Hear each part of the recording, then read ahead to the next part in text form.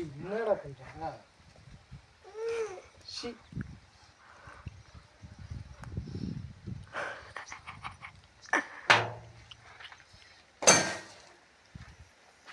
நாய்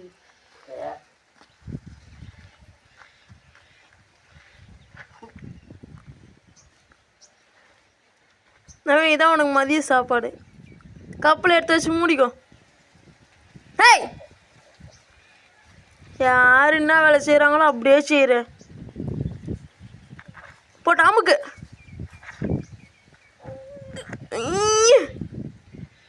யாருக்கு அது?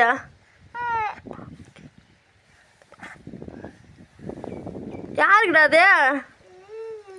ஆ பாப்போய் யாருது அது?